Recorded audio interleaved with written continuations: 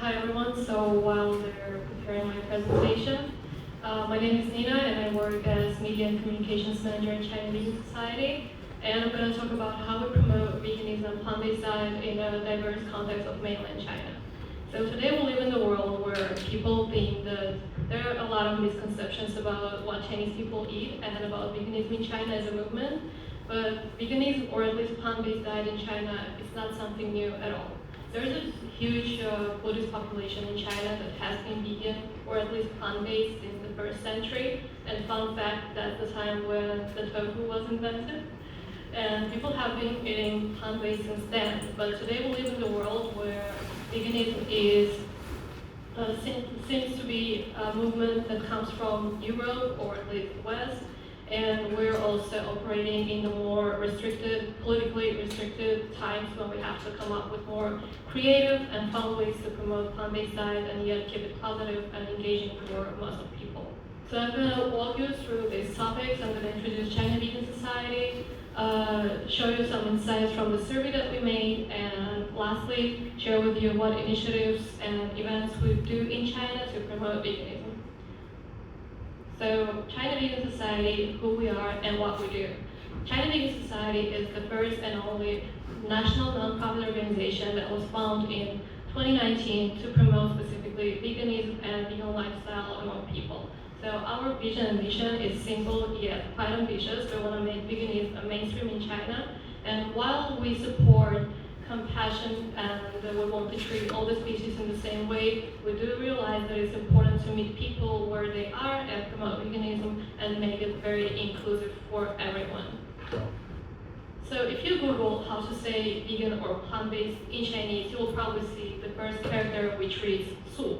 And all the organizations, not ours, use this character in their name, calling them Su, like using this to express plant-based or vegan, but why we don't use it, and our name is actually Hmong organization. So Su does mean plant-based, it's not wrong, but you can only use it with regards to food. You can say my food is Su, but you cannot say my skincare, my makeup, my clothes are Su. So it's only with regards to food, and also it does not mean vegan at all. You can ask people if they eat vegan, and if they say I eat Su, it might mean that they're vegan, or vegetarian, or flexitarian, or they just eat primarily plant-based foods. So we do not want to use this term as it's quite unstable. The second reason is the traditional meaning. Traditional meaning of Su is actually boring, plain. So if you want to describe, let's say the party was not fun, you can say the party was Su. It was plant-based. And we do not want this to be associated with our movement.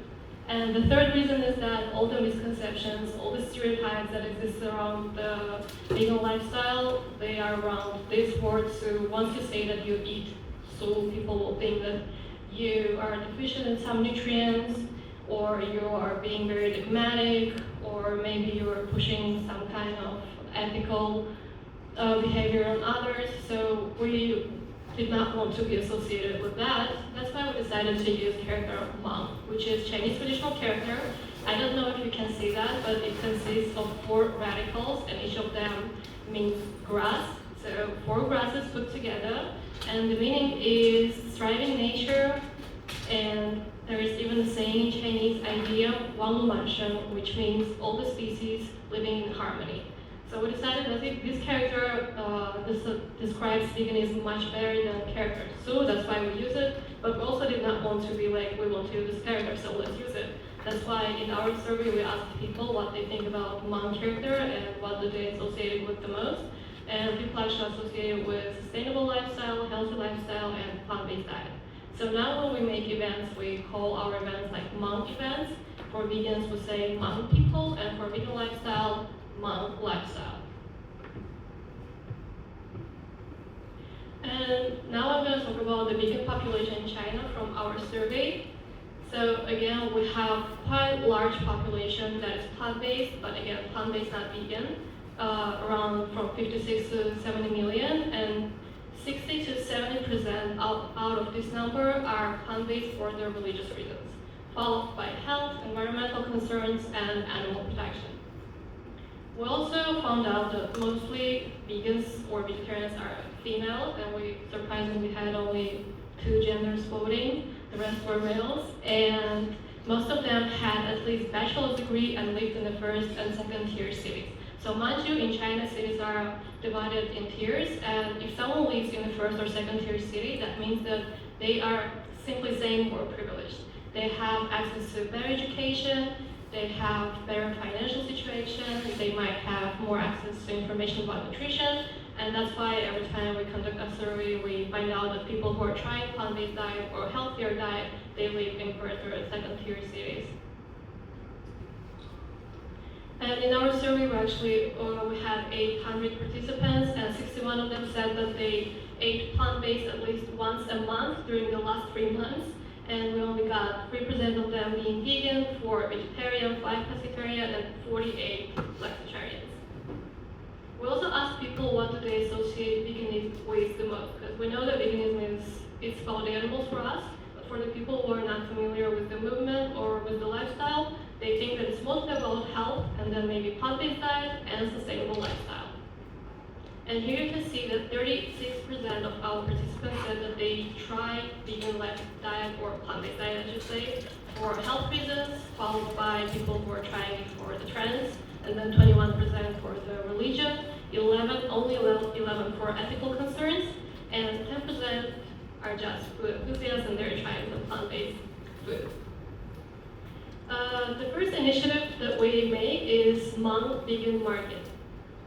So we're trying to show that veganism can be fun and it can be delicious, and we are being very careful in selecting our target audience. While we want everyone to go vegan, we start with the, let's say, low-hanging fruit.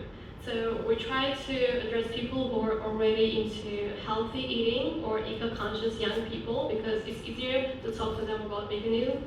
We are open to invest more money and efforts to promote veganism among everyone, but talking to someone who is not open or who thinks that we're being very dogmatic is very time-consuming. That's why we target people who are already interested in the topic.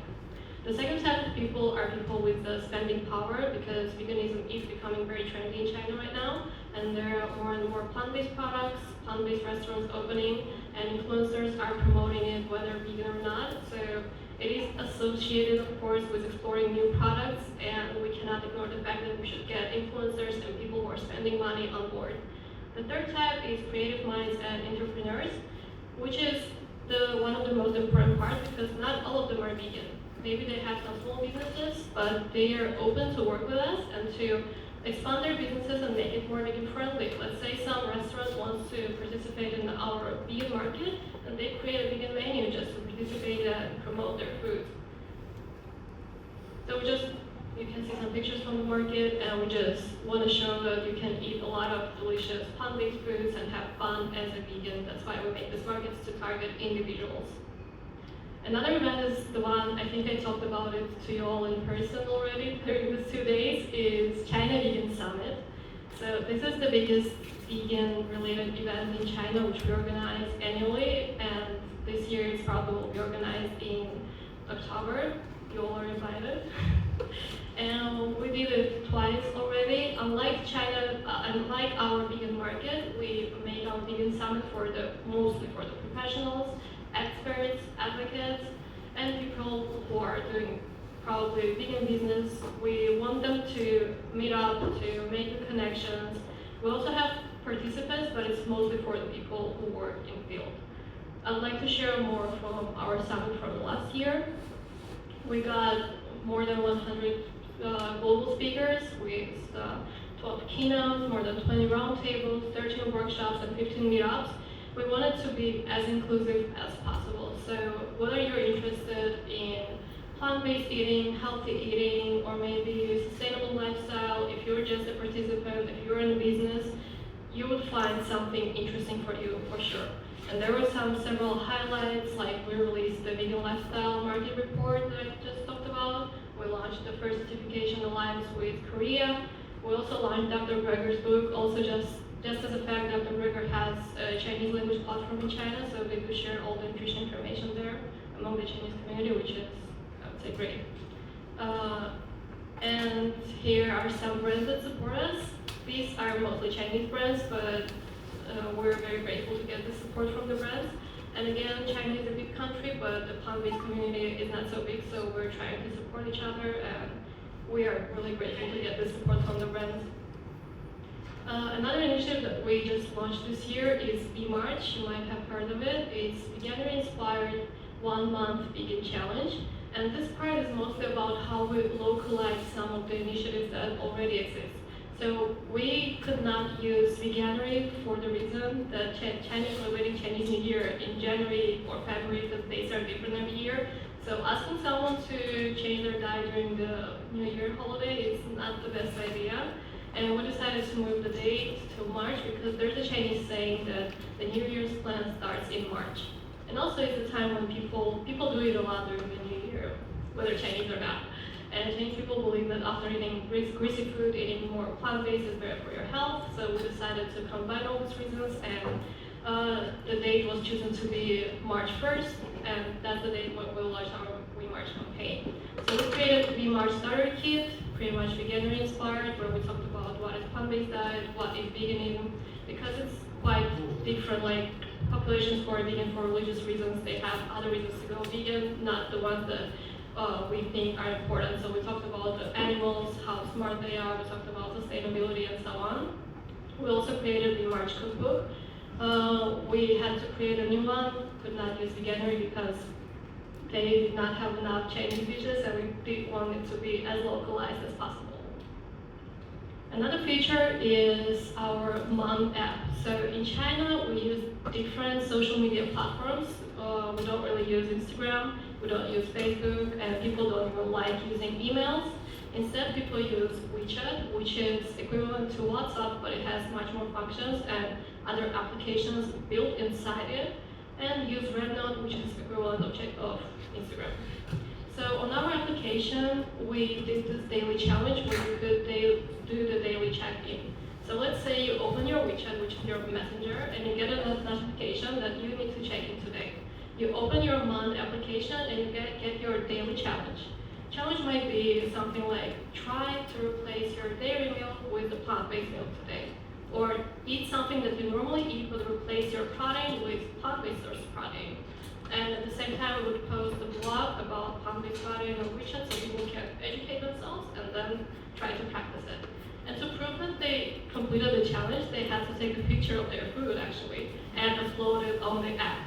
And everyone could see the food, comment on it. So we also created this, let's say, community that we're supporting each other. And we've got this mom quiz where we put a very simple question. So as I mentioned before, China would be slightly more restrictive.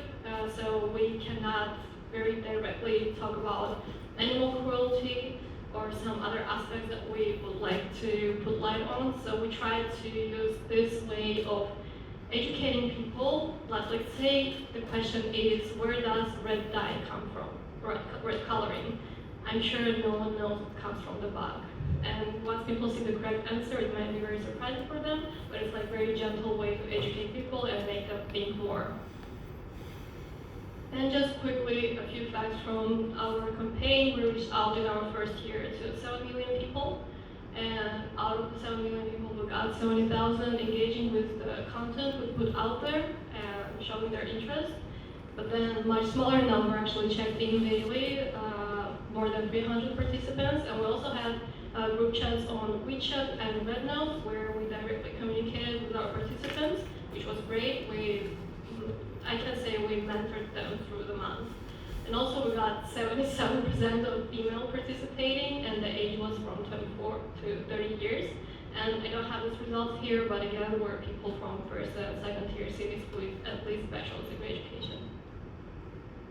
And most surprisingly, 80% of the participants said that they are ready to stay plant-based after the March. And actually, fun fact, Pravich did another survey a few years ago, and they found out that 98% of Chinese people are open to be plant-based if they learn about the health benefits of this diet, 98%. Next year, we're launching another it's not a campaign, it's actually China Vegan Day. I know there is an International Vegan Day, but it's related to funding of Vegan Society UK. So in China, people would question why we celebrate this. So again, we had to localize it, and next year we're launching China Vegan Day together with Veg Planet, which is an online platform that is educating people about plant-based diets. And we decided to choose time March 20th because it's spring equinox, and in China it's celebrated as the first day of spring and the new beginning. Actually, dates are different again every year, but people do know about this day and they do celebrate it. So if someone decides that big March is too much and they don't want to contribute that much, we have China Vegan Day where they can try eating plant-based just for one day. And last but not least, vegan certification. So as I mentioned, we know there's international vegan certification, but we made one for the Chinese market. And first of all, we have just vegan certification. The second type is vegetarian certification. The third one is vegan and cruelty-free. And the fourth one is the special one because, as I mentioned, some people are vegan for the religious reasons. And some of them are vegan, some are vegetarian, but some are pure vegans. So when I say pure vegans, I mean that they eat not only animal-free but also pungent-free diet. So that means they don't eat onions and garlics. And I've been trying to find out why they decide to eat this way. And it says that Buddhist monks decided that pungents have a bad influence on their temper and increase libido. That's why they eat pungent-free diet, and some people follow it even today. That's why we have this special certification for people who are vegan for the religious reasons. Also, why do I separate always like ethical vegans and vegans who are vegan for the religious reasons is that for people who are vegan for the health or animals, it's mostly a choice. So you choose to be vegan, but people who are vegan for the religious reasons, it's normally a restriction for them. I've also met some people who are vegan because they're Buddhist, but they don't really like it. It's just a tradition in their family and they follow it. I'm not talking for everyone, but I've seen this kind of people. That's why I like separating these two types of veganism. And that brings me to the end of this presentation. I hope it was inspiring to you, and I look forward to the questions if you have any. Thank you very much. So, anyone have a question? Yeah, China for us is a not well-known neighbor, although we have such a long border to share. There are many misconceptions and misunderstandings about China in Kazakhstan and Central Asia in general. So we were really impressed to know that you are going to celebrate the first vegan day next year, and it was actually founded by your organization, yeah? And that up to how many percent was there? Up to 5% of all the population? 4 to 5% of population is plant-based.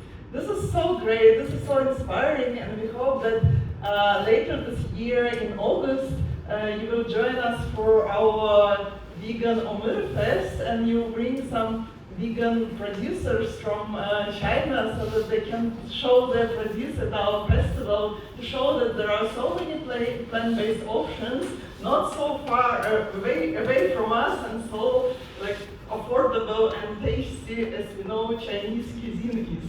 So, any questions from the audience? Great. Seth, I think over to you.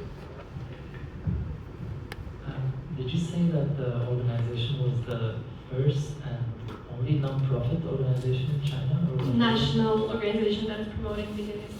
And that's promoting veganism. Yes.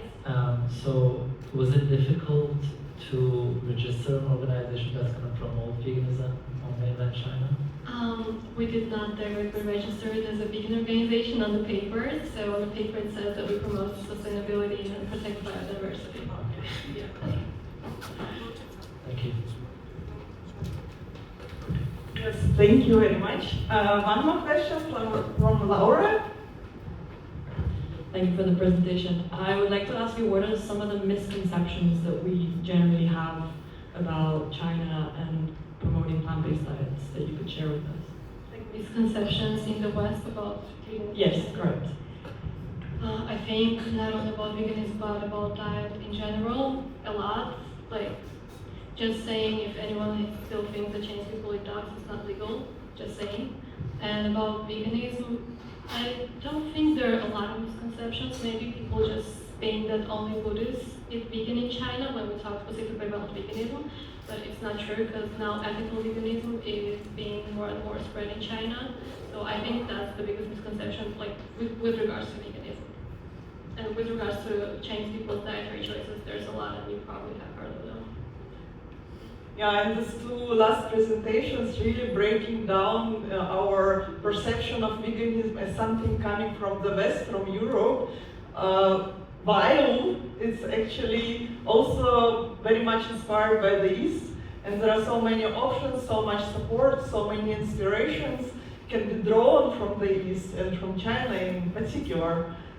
We are so happy to have you here, Nina, and we are looking very much forward to cooperating with you, with your vegan society. Great. Thank you very much for your presentation. Thank you. Excited to be here.